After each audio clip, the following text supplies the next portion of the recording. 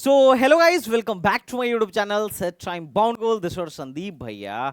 और गाइस, एक बड़ी समस्या है कि जब बच्चा अच्छा कॉलेज लेता है तो ब्रांच से कंप्रोमाइज करना पड़ जाता है ज्यादातर केस में। और जब वो कंप्यूटर साइंस जैसी ब्रांचेस लेता है तो फिर कॉलेज से कंप्रोमाइज करना पड़ता है। लेकिन इसका पहले क्या था कि पहले ऐसा हुआ करता था कि बच्चे, जैसे लास्ट ईयर का मैं तुम्हें एक डेटा दिखाता हूँ। लास्ट ईयर का डेटा ये आईआईटी कानपुर का है, जिसमें फर्स्ट ईयर के बाद लगभग लगभग 75 बच्चों की जो ब्रांच है अपग्रेड कर दी गई थी। ये ब्रांच अपग्रेडेशन का रूल क्या है, ब्रांच अपग्रेडेशन क्या है? इसमें जैसे होता क्या था पहले के टाइम में कि mostly IITs NITs and different different engineering college में फर्स्ट ईयर के बाद भी ब्रांच अपग्रेडेशन का रूल होता है। इस ब्रांच अपग्रेडेशन के रूल में क्या है, जैसे सपोज दैट अभी तुमको आईआईटी कानपुर में मान लेते हैं कि केमिकल मिल रहा है, बट तुम केमिकल में बहुत ज्यादा इंटरेस्टेड नहीं हो, लेकिन तुम्हें लेना आईआईटी कानपुर है। तो बच्चा क्या करता था, आईआईटी कानपुर ले लिया और वहां जाके मन लगा के पढ़ाई किया। मन लगा के पढ़ाई करने के बाद से अच्छी सीपीआई गेन करी और फिर लास्ट में, साल के लास्ट में फॉर्म निकलता है ब्रांच अपग्रेडेशन का, क्योंकि ऑलमोस्ट सारे कॉलेजेस में कुछ ना कुछ सीटें वैकेंट रही जाती हैं कुछ कुछ ब्रांचेस की। तो जब ब्रांच अपग्रेडेशन का फॉर्म निकला तो तुमने उसमें क्या किया, अप्लाई किया। और अगर तुम्हारी सीपीआई अच्छी है तो मोस्ट प्रॉब्ली ऐसा होता है कि ब्रांच बच्चे की अपग्रेड कर दी जाती है। ऐसा मोस्टली आईआईटीज एनआईटीज और देश दुनिया भर के इंजीनियरिंग कॉलेजेस में होता है। बट कुछ कुछ इंजीनियरिंग कॉलेज जैसे थे जिसमें नहीं भी होता है, पर अब इनकी संख्या बढ़ा दी गई है।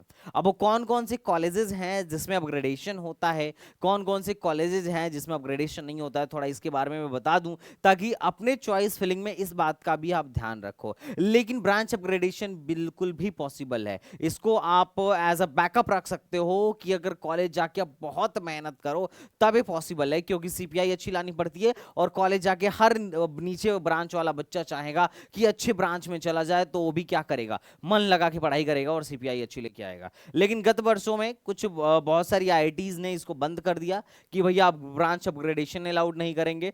बहुत सारी एनआईटीज ने, मोस्टली एनआईटीज ने बंद कर दिया, लेकिन डीटीयू वगैरह अभी भी इनमें होता है। तो आज हम देखने वाले हैं कि जोसा काउंसलिंग के थ्रू मिलने वाले जो कॉलेजेस हैं आईआईटीज और एनआईटीज, इसमें कहां कहां ब्रांच अपग्रेडेशन अलाउ है। देखो, ब्रांच अपग्रेडेशन का सिंपल फंडा है कि किसी कॉलेज में अभी मैं इंटर होता हूं, चाहे जिस भी ब्रांच में मैं अब इंटर हो रहा हूं, मैं अगले साल अपनी ब्रांच अपग्रेड करा सकता हूं अगर वो कॉलेज ब्रांच अपग्रेडेशन अलाउ करता है। तो उसके लिए क्या करना पड़ेगा, उसके लिए मुझे सीपीआई अपनी मेंटेन करके रखनी पड़ेगी, सीपीआई अच्छी रखनी पड़ेगी। और अगर मेरी सीपीआई अच्छी आती है तो साल के लास्ट में जो फॉर्म निकलता है, ब्रांच अपग्रेडेशन का फॉर्म निकलता है, उसको मैं अप्लाई करूंगा और अप्लाई करने के बाद से अपने ब्रांच को अपग्रेड करा लूंगा, क्योंकि वो लोग अपग्रेड कर देते हैं अगर बच्चा होनहार तो।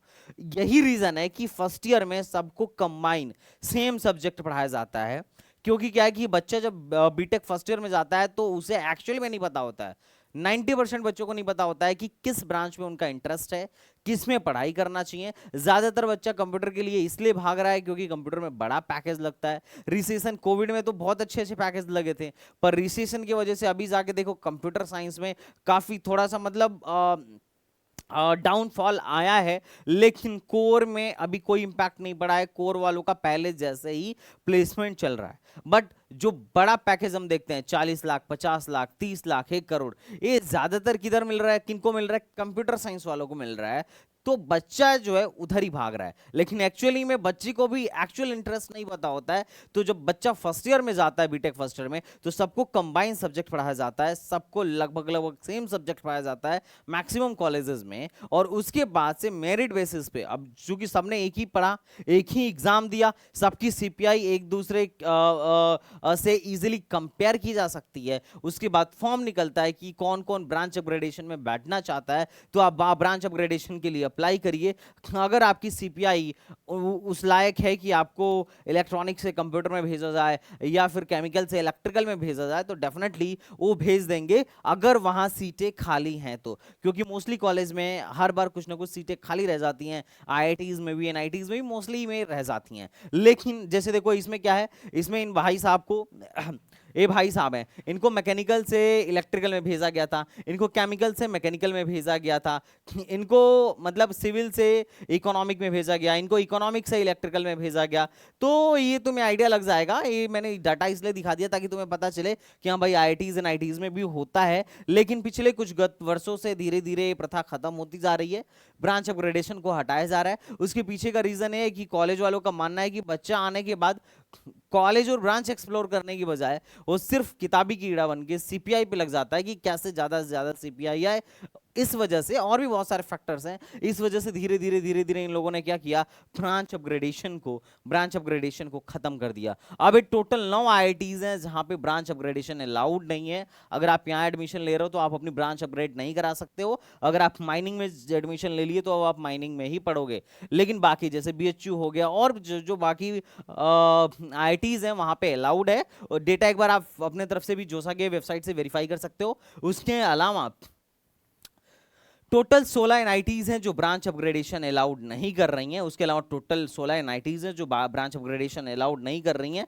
मतलब आप चाहे सीपीआई जितनी भी लेके आओ, आपकी ब्रांच अपग्रेड नहीं होगी। लेकिन अगर आप इसके अलावा बाकी के एनआईटीज में जा रहे हो तो वहां ब्रांच अपग्रेडेशन अलाउड है, तो आप क्या कर सकते हो, ब्रांच अपना अपग्रेड करा सकते हो अच्छी सीपीआई लेके आकर। लेकिन वो उतना भी आसान नहीं होता है, मेहनत करना पड़ता है, घिसना पड़ता है। तो अगर आप घिसने के लिए तैयार हो तो आप इसको भी एक बैकअप प्लान में रख सकते हो कि ठीक है भैया, मैं फर्स्ट ईयर के बाद क्या कर सकता, फर्स्ट ईयर के बाद अपने ब्रांच को अपग्रेड करा लूंगा। भले आज मैं माइनिंग, मेटलर्जी या केमिकल से पढ़ने जा रहा हूं, लेकिन मैं इलेक्ट्रॉनिक्स, इलेक्ट्रिकल या सीएस में अपना जल्दी अगले साल अपग्रेड करा लूंगा। देखो फर्स्ट ईयर में सबका सिलेबस सेम होता है, ठीक है, तो तुम आराम से फोड़ सकते हो, इसमें कोई मसले वाली बात नहीं है। I hope you are getting my point. तो चलिए गाइस, मिलते हैं नेक्स्ट वीडियो में, तब तक के लिए बाय बाय, टाटा एंड जय हिंद। इस फैक्टर को भी आप अपने चॉइस फिलिंग में क्या करिएगा, अपनी चॉइस फिलिंग में जरूर मेंशन करिएगा। इस फैक्टर को देखते हुए भी अपनी चॉइस फिलिंग को बनाइएगा। जितना बढ़िया चॉइस फिलिंग होगा जोसा काउंसलिंग में, उतना बढ़िया कॉलेज मिलेगा। ओके गाइस, तो चलिए मिलते हैं नेक्स्ट वीडियो में, तब तक के लिए बाय बाय, टाटा एंड जय हिंद।